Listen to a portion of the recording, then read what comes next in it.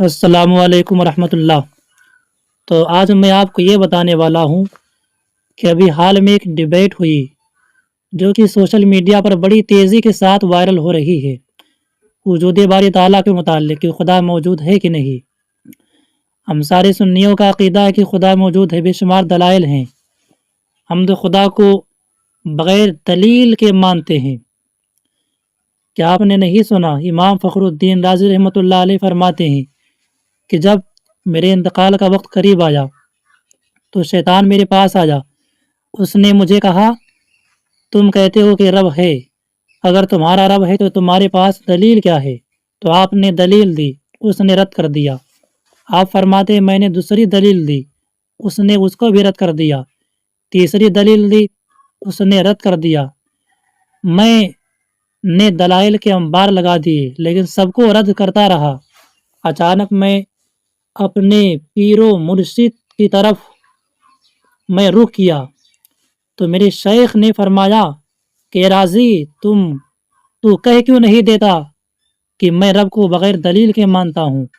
جاوید اختر اور شمائل ندوی کے درمیان جو ڈیبیٹ ہوئی اس میں جاوید اختر بار بار یہی گردان رہا تھا کہ میں خدا کے وجود کو نہیں مانتا، حالانکہ کائنات کی ہر چیز خدا کے وجود کو بتاتی ہے۔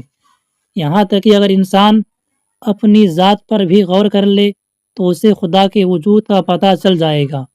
من عرف نفسہ فقط عرف ربہ، جس نے اپنے آپ کو پہچان لیا اس نے خدا کو پہچان لیا۔ اور امام شافعی کی بارگاہ میں ایک ملحد آیا، کہنے لگا میں خدا کے وجود کو نہیں مانتا۔ امام شافعی نے ایک مثال کے ذریعے اسے سمجھایا، فرمایا آپ نے شہتوت کا پتا دیکھا ہے، تم اور تمہارے ساتھی شہتوت کا پتا اگر کھاؤ گے تو ذائقہ یکساں معلوم ہوگا اور رنگت بھی یکساں۔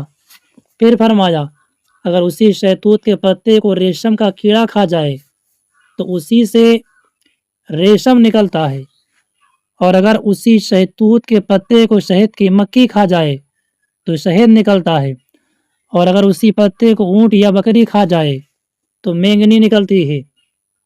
اور چیز یہاں پہ ایک ہے لیکن اس سے مختلف چیزیں نکل رہی ہیں، اور ان تمام چیزوں کو مختلف شکلیں دینے والا جو ہے اسی کو اللہ تعالیٰ کہا جاتا ہے۔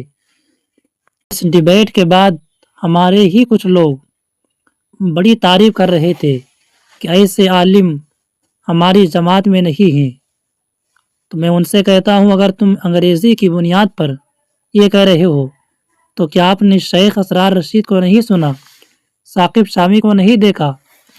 ہماری جماعت میں ایسے عالم آپ کو مل جائیں گے جن کے سامنے 2 گھنٹہ کیا 5 منٹ بھی جاوید اختر جیسا ملحد بیٹھ نہیں پائے گا۔ اور کیا آپ نے نہیں دیکھا ڈیبیٹ ختم ہونے کے بعد شمائل ندوی اٹھا اور جاوید اختر کا ہاتھ چوما اور سر پہ رکھوایا۔ سرکار نے فرمایا جو کسی گمراہ کی تعظیم کرے تو اسلام کو ڈھانے پہ مدد کرتا ہے۔ مصافحہ کر کے ہاتھوں کو سر پہ رکھوا کے یہ ثابت کر دیا الکفر ملت واحدہ کہ ہم دونوں بھائی ہیں، فرق اتنا ہے کہ تم خدائے تعالیٰ کے وجود کو نہیں مانتے ہو اور ہم خدائے تعالیٰ کو جھوٹا مانتے ہیں۔ اللہ تعالیٰ ایسے لوگوں سے ہم تمامی اہل سنت کو بچائے اور مسلک اعلیٰ حضرت پر چلنے کی توفیق عطا فرمائے۔